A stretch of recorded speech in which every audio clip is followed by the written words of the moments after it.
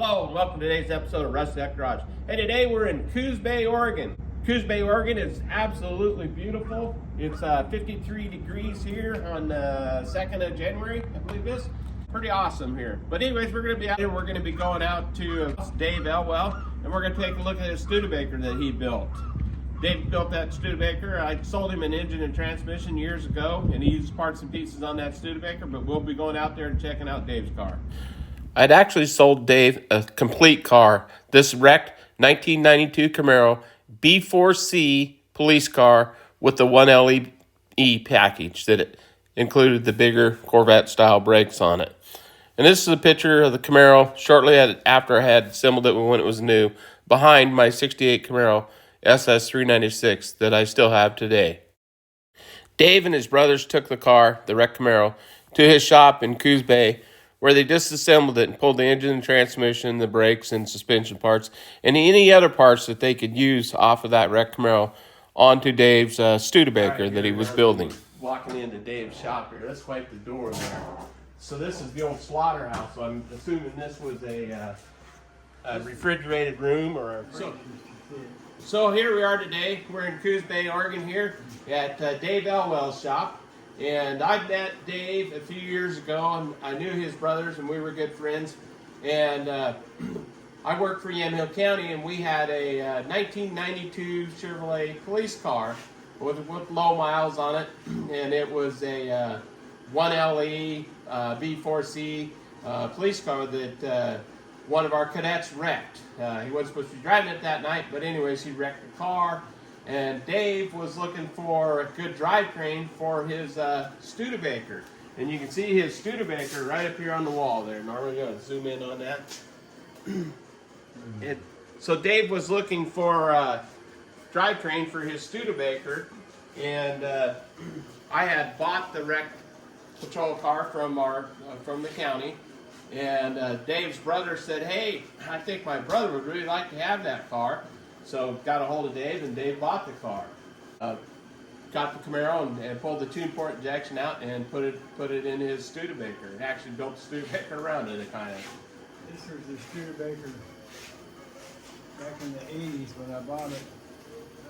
My granddaughter, and that's down in Pleasanton. And the other one's over in Idaho. So Dave, how many miles have you put on the Studebaker since you completed it? About 50-some thousand. You've got 50,000 miles on it since they completed it. That's how reliable a car that it is, and how well it turned out. We'll show you the car here in a little bit here. And Dennis over here, Dennis has got, what year's your? 57. Four-door hardtop. Super Golden Fiesta 4-door hardtop wagon. Absolutely beautiful car there. Dave owned the Hop restaurant here in Coos Bay, and he built that sign. Was it named the Hop when you bought the restaurant, Dave?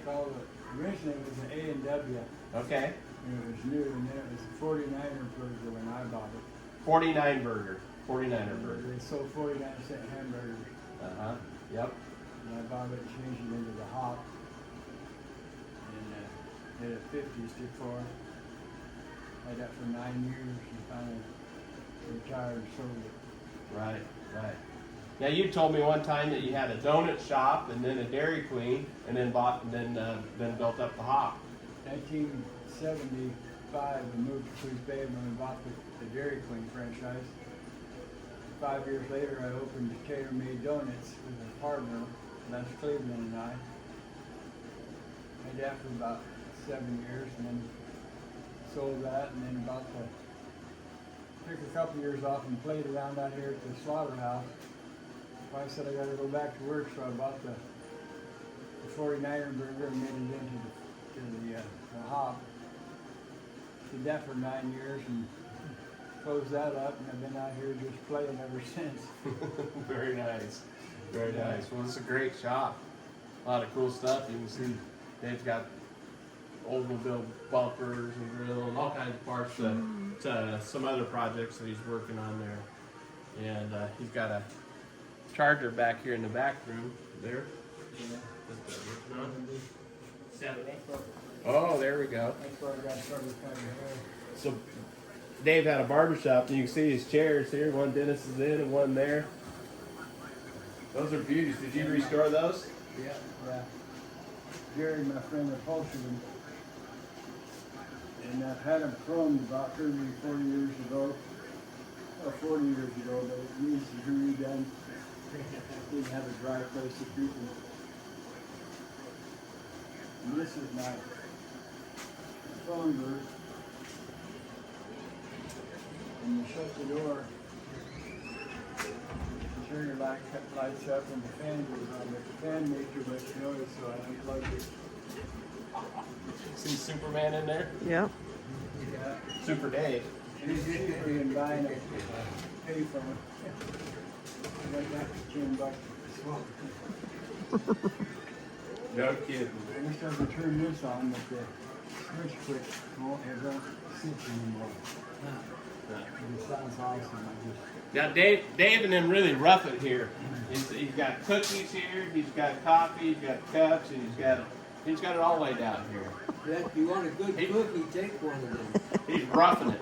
If you guys want a good cookie, take one. Oh yeah. No, Right, baby, those are excellent. yeah.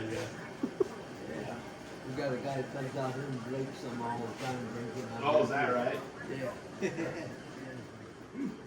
Yeah.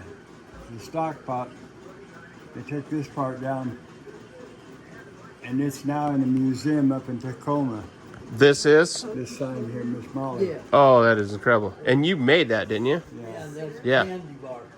And 16 foot tall, wow. 350 feet of neon. 350 feet of neon that you built. Yeah, I remember that because it was $10 a foot, so that's how come I remember. Wow. Neon ones on it. Yeah. And there's a sign without the girl on top. Yeah. Uh-huh. Yeah. And this is a picture of it in the museum up in LeMay That is cool. in Tacoma, Washington. And I'm sure they've got the story with it.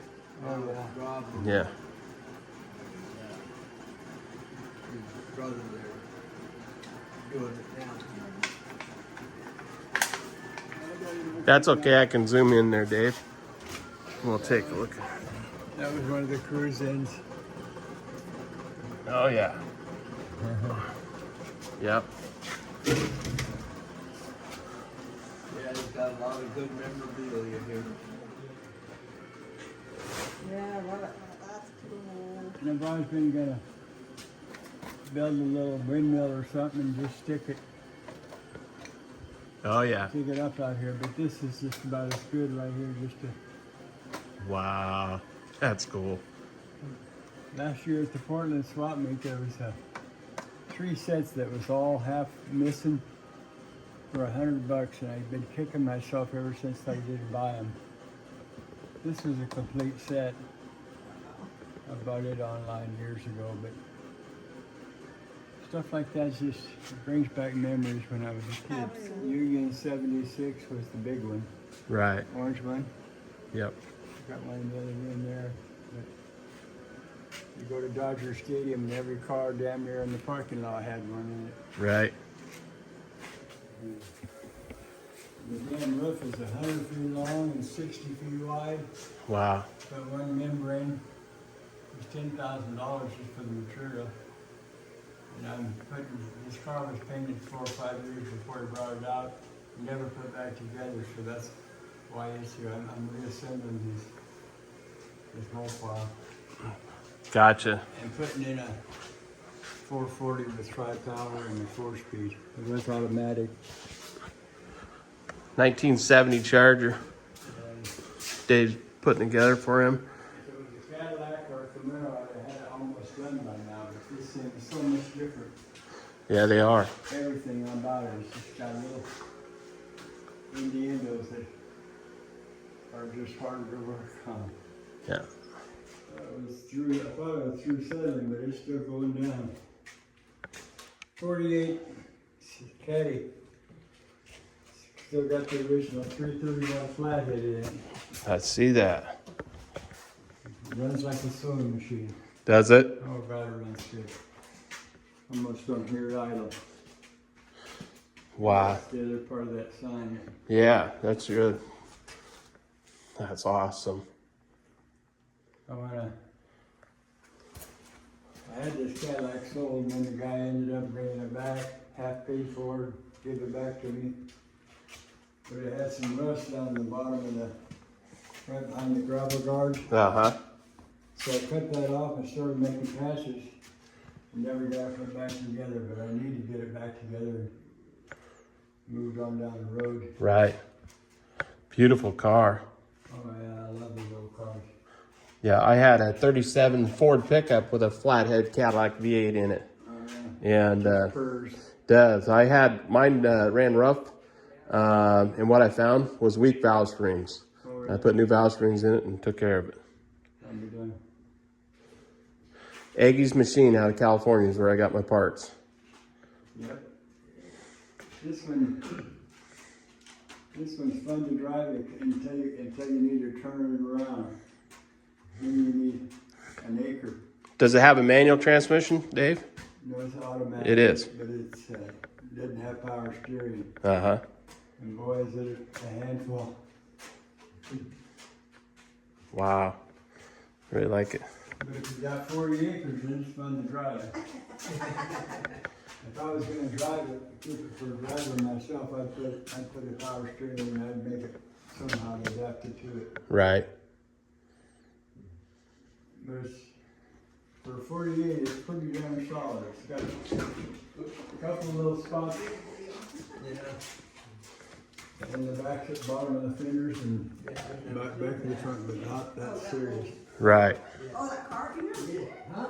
Oh, wow. Yep, been hanging around out here for a while. First time I've seen it. That's cool. I like that. 67 Camaro, huh?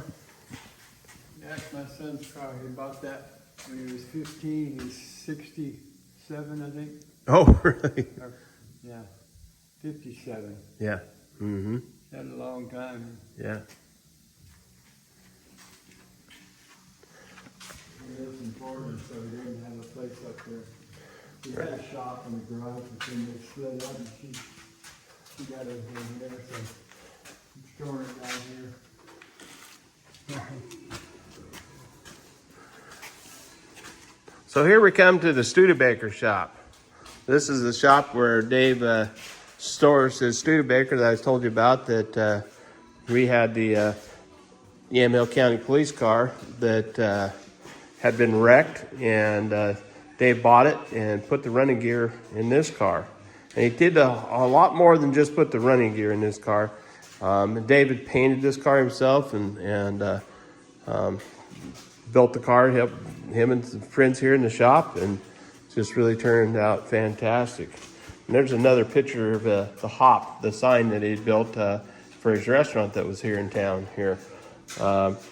He had opened up that restaurant and turned it into the Hop and built the signs and whatnot. Very famous there, but this car is just beautiful. Look at that gorgeous black paint. That's beautiful. Absolutely Yeah. beautiful. Yeah, he hand built this thing. I'll show you under the hood and stuff. That's just a work of art. Got the Studebaker valve covers over the top of the Chevy valve covers.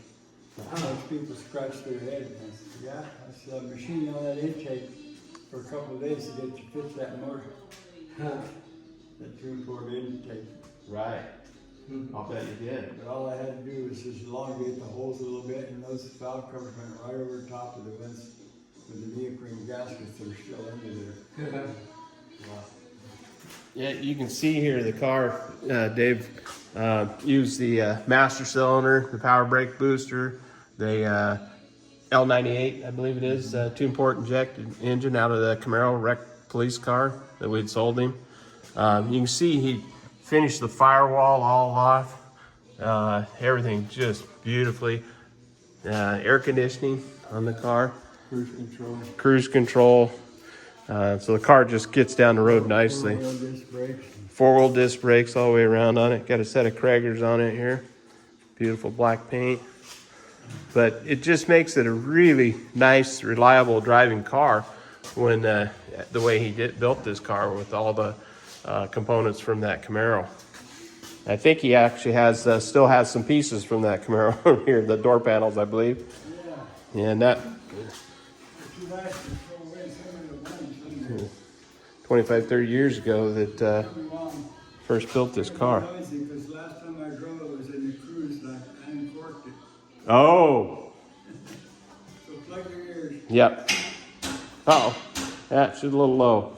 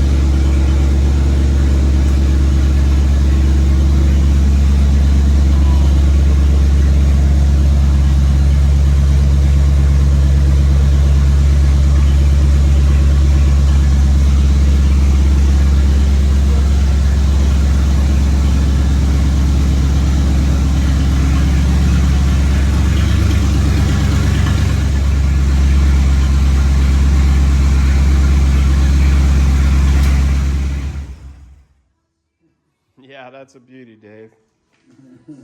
Got all leather interior in there, it looks like. Yeah, it's got a front seats out of a 57 Ford, but it's got 59 Cadillac electronic mechanism, 6-way seat.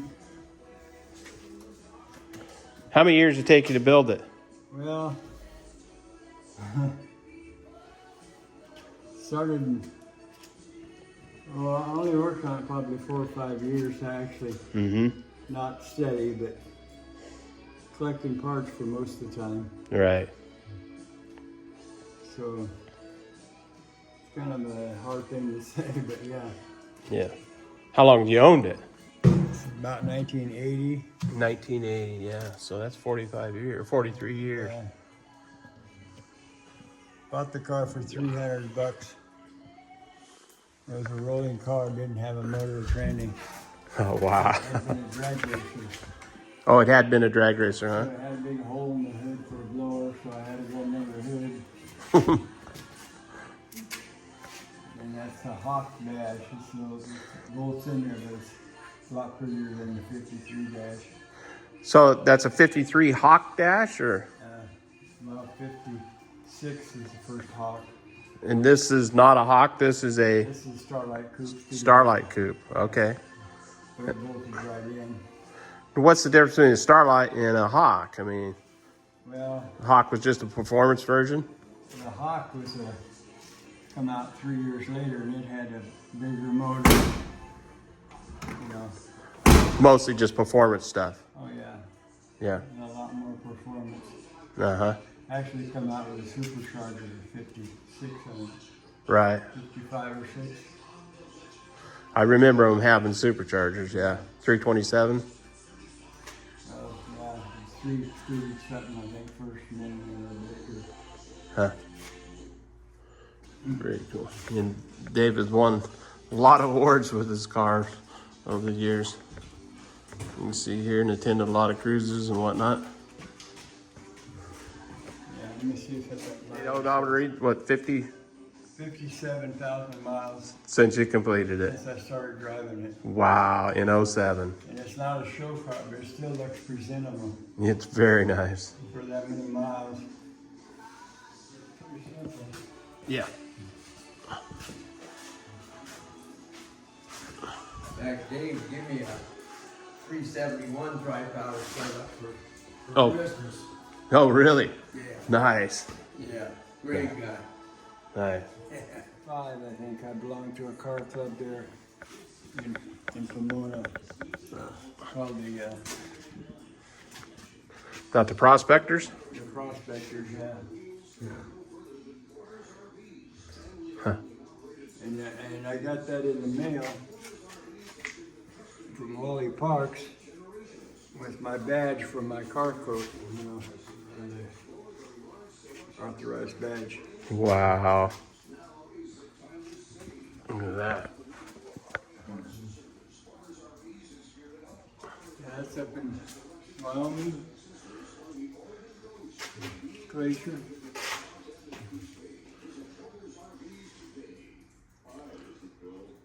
Kalispell. Kalispell, yeah. Yeah. That's what I was trying to think of. Yeah. Montana. Mm-hmm. That was a fun trip. I bet it was.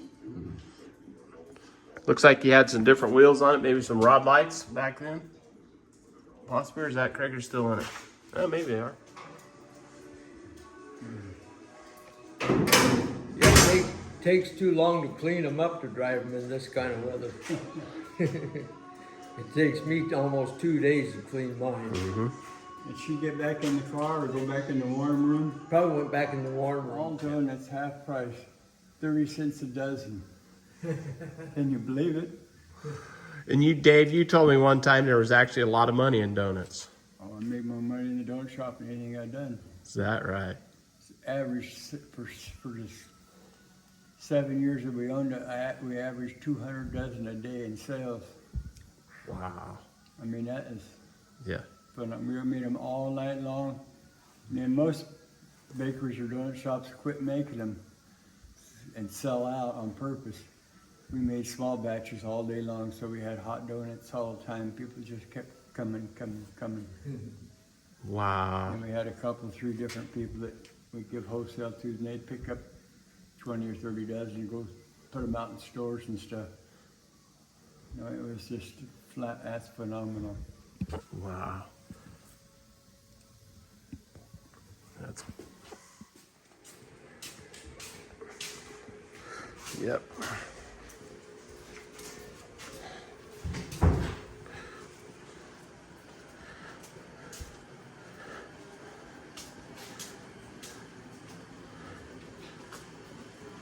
Can I sit in the barber chair? Help Okay. yourself. You'll even cut your hair if Got you a need it. couple of girls that want me to cut their hair. I never do doing his hair. Oh, you used to be a barber too, huh? Oh, yeah. What didn't you do? Well, Dave, we really enjoyed looking at your Studebaker and all your projects and your cars and you know, your stories there from the donut shop to the Hop restaurant. Yeah. And Dennis, nice meeting you and whatnot. And Hope I see you again. yeah. We'll Yeah. we'll catch you next time at Rusty Duck Garage. All right. Sounds good, Rusty. John's got this. What is it? 19, well, I'm not sure what year the car is, but the motor is a 29 Franklin. 29 Franklin. Yeah, Wow. And John, you're rebuilding the motor for him? I did. Yes. Yeah. Wow. And this is the motor out of the Franklin right here. That is a beautiful piece. I bet there were some challenges in getting parts for it. Well, it wasn't too bad, really. There's some fellas back in Minnesota that work on these. And we actually sent the block and the crank and that back for them to get the crank ground. And we had to do some work on the rods, get some different insert bearings for it. And it's been a challenge because I didn't take it apart. So I've got it back together and I've got it to the point where we're just about ready to get it running. Wow. You're going to put it in the chassis? Yes. Mm-hmm. Yeah. We've got to wait for a little better weather for that. But, Yeah. Yeah, it's been a little wet here in the Northwest. yeah, just a bit. Just a bit. Well, you work on all kinds of stuff here, John. A little bit of everything. Yeah. A little Yeah. bit of everything. Yeah. This has been the biggest challenge so far, though. Mm-hmm. Yep. And you've worked on some race stuff too, huh? I've dabbled in a little bit, yeah. Uh-huh. Yeah. I'm getting old enough, I want to kick back and retire, but they won't let me. I've got a doctor that's supposed to come in here this afternoon. He's got a, what is it, a Packard, but he needs some seats, or some cylinders sleeved. And I've got to look at him and see what he's got involved. Is he going to bring the engine down to you, or? Well, he's going to bring the cylinders down. Okay. They're separate cylinders. Mm-hmm. So he's going to bring the cylinders down. There's sleeves like, or? I can't tell you. I haven't Till you seen get him to yet. see it. Yeah. I've got to see him. Interesting there. Yeah, that's quite the piece right there. Yeah. Yeah. Huh. Well, thank you, John. You bet. No problem. Now, you invented the pivot plate? Yep, Yeah, right here. yep, 1991. Uh-huh. Dave had a 68 Camaro with fresh 327 down in the engine compartment, black lacquered. And he had one of those Obergs that had the cable that wrapped around the pulley. And he was tipping that as he was setting the engine down, and the cable snapped over the edge of the pulley, dropped down. And he was bent the pan and part of the core support. So I said, there's got to be a way in it. That idea hit me February 12, 1991, how to do it. So those up on top up there are the very first prototype that I made. Yeah, and there's the Acme bolt. Yeah, well, see the black one there? Yeah. That was a regular V-pitch thread. And then after I perfected it, then I put the Acme Uh-huh. thread on it. So, and there's the Acme rods and stuff. And I still got more things to do, but haven't really had the time. Then I built my own louver press behind you there. Now, didn't somebody copy your? Yeah. Yeah, they copied it and went big time with it. Oh, he tried to, Uh-huh. but he made one fatal mistake when he copied it. He tried to do something different than what I did, and I already proved you can't do it. Oh. He's got a lot of problems out there. I'll be darned. And that red machine there, that's the louver press I built back in 1979. Wow. Then I got to mess around with that, punching louvers, and so then I ended up doing Got- some little dies and did small louvers, and I ended up making the louvered baseball caps too. Oh, you did. And my son and I, we did that in 83 to 88. We made tens of thousands of them, sold them all over. Finally we got burnt out. No kidding. Wow. But yeah, there's a lot of weird things going on here. Here's a picture of me when I was 13 years old, my first hot rod. Nice. Here's a picture of me at 26 years old in 1971. This right here, you see, that's the chip pile between Coos Bay and North Bend. Oh, okay. I worked in the fabrication shop from high school to started my own business in 1980. Huh. Just a lot of goofy things.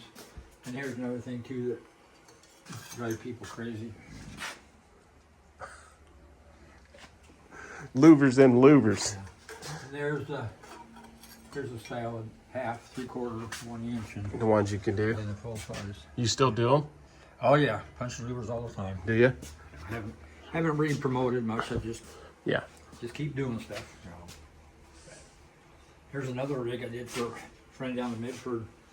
Chopped the top on a 32 pickup cab, 2 inches, and extended it 14 inches, and then had extra doors, made the quarter window. Wow. It was all metal, the entire thing.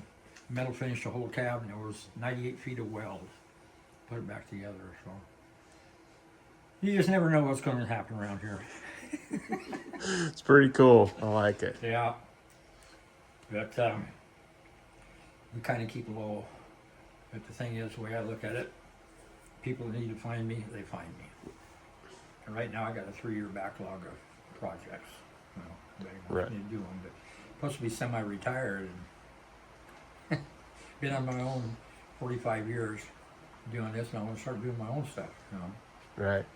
But I got to meet a lot of people, you know. Yeah. I got to do a lot of interesting projects. So. Yep. Well, all right, Mike. I appreciate it. You betcha. And we'll be putting this out in the video in the near Well, I future. hope you edited it. We will. Nice talking to you, Mike. You betcha. Same here. You guys have a safe trip home. Thank you. Okay. Bye-bye. Mike told me that this ambulance that he's working on here once belonged to Howard Hughes. The gentleman he is doing the restoration on for bought this car at the Barrett-Jackson auction and had been previously owned by Howard Hughes. Well, I hope you guys enjoyed today's video. It was sure fun meeting with Dave and everybody down in Coos Bay. We had a great time. Well, if you liked the video, please hit that like, share, and subscribe button so you'll catch our next video. And we'll catch you next time at Rusty Duck Garage.